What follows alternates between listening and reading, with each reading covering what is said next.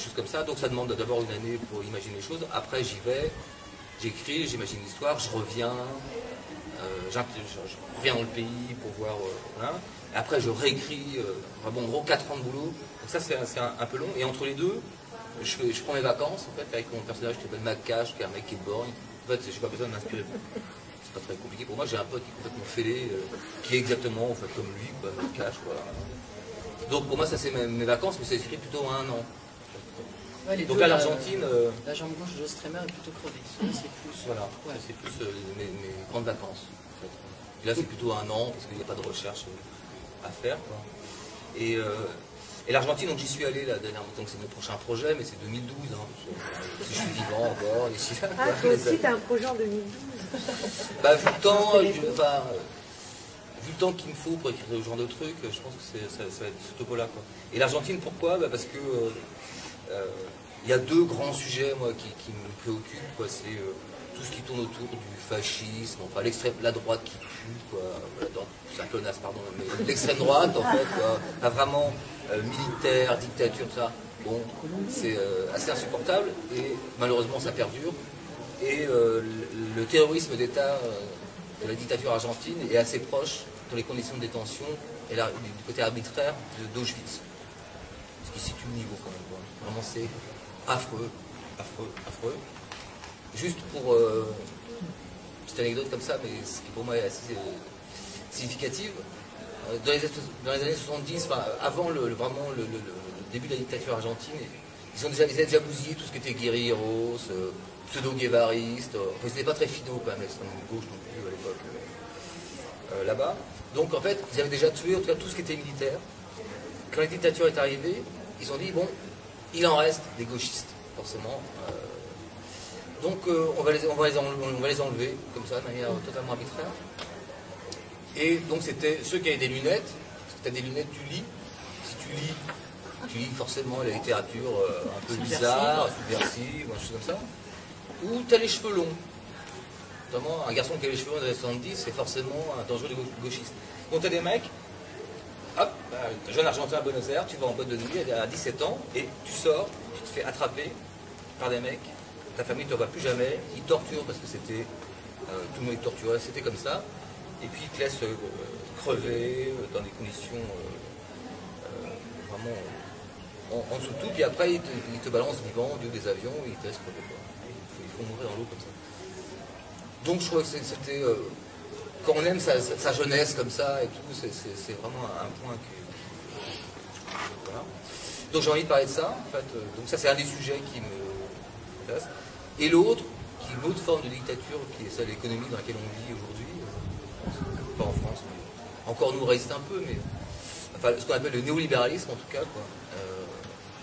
Eux, ils l'ont subi, bon, vous savez sans doute, hein, enfin, bon, avec la crise de 2001-2002, quoi, où le pays a fait banqueroute, comme un pays qui avait le niveau de vie de l'Angleterre des années 40, 50, s'est retrouvé à faire banqueroute.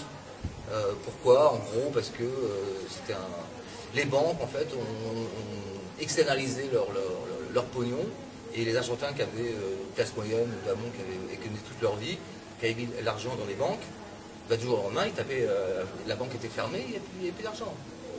Voilà, non, vous étiez barré avec votre vie, en fait, enfin, votre économie. Donc ça, c'est un autre sujet qui me préoccupe pas mal, parce que là, pour le coup, c'est la mondialisation dans ce mauvais côté. Donc l'Argentine, là, eux, ils l'ont reçu, mais vraiment de plein fouet. Donc voilà, c'est ces deux grands sujets que je traiterai dans le prochain. Et puis aussi, qu'est-ce que l'Argentine aujourd'hui? C'est un pays qui fait un peu rêver, toutefois moi qui me fait un peu rêver. Puis comme c'est l'hémisphère sud, on peut se barrer pendant l'hiver ici et puis se trouver l'été là-bas. Ce qui pour moi est quand même plutôt sympa. Rapport au fait que j'ai envie de prendre du plaisir pour ma gueule. Aussi quoi. Oui, Karine. Et alors, en dehors des moments où tu écris des polars et tout ça, tu fais quoi? Je bois pas mal. J'ai grandi à Rennes, donc forcément je bois pas mal. Et parce qu'il est quand même un peu breton. Bon, ici, pour vous, Rennes, c'est les limites des Parisiens, quoi. Ah ouais. Non, j'écris pas mal. Bon, j'écris des petites choses comme ça en passant qu'on me propose de faire, mais souvent, mon gagne-pain, c'est la radio. J'écris des fictions à la radio et surtout à France Culture. Et ce qui est bien, c'est que il m'aime bien, donc une fois par an, il me laisse faire ce que je veux. Donc je peux écrire le texte que je veux déjà. Alors j'ai été censuré une fois cette année, c'est la première fois. J'avais une chanson parce que c'était un texte qu'on va enregistrer bientôt, là, ça va être une tuerie. Je dis ça parce que c'est par rapport aux gens qui vont participer au truc. Et donc c'est un moitié musique, moitié un petit peu comme on a vécu ce soir, mais il y aura aussi du slam, du rap, la musique et ça. Donc c'est avec des gens que moi je trouve extraordinaires. Kazé, la seule rappeuse qui n'est pas Big Bling aujourd'hui en France, qui est super.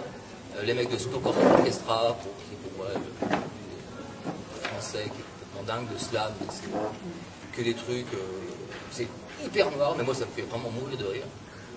Donc ces gens-là sont d'accord pour travailler avec moi, donc c'est super. Marc Sens, le guitariste qui joue avec Sacha Soubieg, c'est le guitariste de Noir Désir, tout ça. Donc j'ai réuni plein de gens, enfin, pour moi c'est le bonheur total. Et là je l'ai censurée quand même, je suis assez content parce qu'elle était d'accord pour chanter, mais la chanson que je proposais à Kazé, c'était bourré sur ma burqa.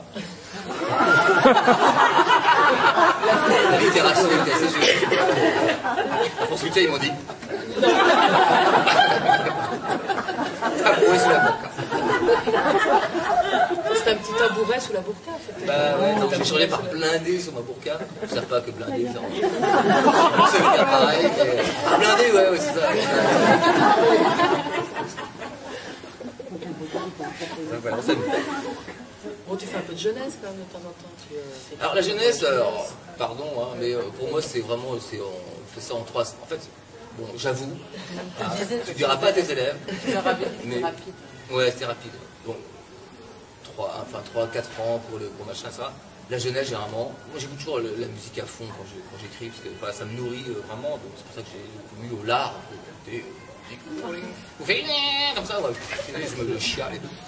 Et donc la jeunesse, je mets de la musique un peu plus légère, enfin genre Eiffel, groupe de rock, un peu comme ça, je suis un gros pétard, quoi, et là, je pense à ma fille, et ça en 3 semaines c'est réglé, quoi.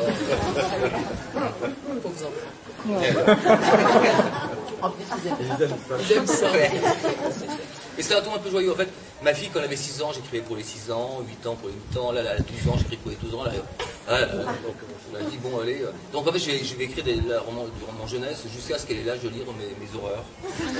En gros, quoi. Il faut qu'elle ne lira pas. Mais j'aime bien, hein, enfin. Par contre, ce que j'aime bien, bon, ce que j'écris en jeunesse, ça m'amuse, hein, parce que après, je relis, on est trop fumé encore. Enfin, bon, mais bon, les enfants, ils ont un imaginaire qui suivent. Hein, et par contre, ce qui est bien quand même, pour ce que j'ai fait dans l'école, là, mais j'aime bien voir les enfants, tu leur racontes, parce que souvent, l'image de l'écrivain, la première question que je leur pose chaque fois, c'est alors, pour vous, l'écrivain, c'est quoi vous pensez à quoi avant de me voir et tout. Et des réponses, elles sont à la tête de rire, quoi. Sérieux, costard, avec une mallette. Il y a quoi dans la mallette? Des livres, du pognon, c'est pas trop, la drogue, des gueules. Ils ont des images, souvent en fait assez chiantes de l'écrivain qui est vieux, qui est poussiéreux, avec une barbe, voire mort. Casser la glace, une fois que la glace est cassée, après c'est super rigolo parce que voilà. Ça, enfin, leur donner envie de lire, ça c'est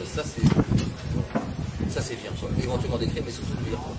Enfin, c'est simple, hein, les livres ça rend moins con, en gros, ce que je leur dis, quoi. Si tu lis pas de ta vie, si tu lis pas un bouquin de ta vie. Pour ta mobilette et. Bah ouais, non, mais après tu as Sarkozy, tu comprends pas pourquoi tu te fais niquer et tout. Bon, t'as les cadres aujourd'hui qui ils ont tous voté Sarko. Bon. Et j'en parle de ça aussi aux enfants, quoi. Parce qu'ils sont. J'étais à Neuilly le jour, là. Et ouais, alors les gamins, les filles étaient comme ça, les perlouses étaient lourdes. J'exagère, mais à peine. Et je leur dis, bon, travailler plus pour gagner plus et tout. Enfin, donc, genre détricote, en fait, ce que leur racontent leurs parents. Ça, c'est marrant quand même, parce que alors, du coup, ils sont là. Hé, monsieur, alors. Moi, j'entends des trucs aussi. Les Maoris, hein. Est-ce que les Maoris sont comme nous? Mais je dis, mais qu'est-ce que tu veux dire par là? Et là, ils étaient pris en flagrant délit de racisme, en fait, quoi. Et il savait plus quoi dire, le gamin, quoi. Il dit, oui, enfin... noir, ouais. Donc c'est important que déjà...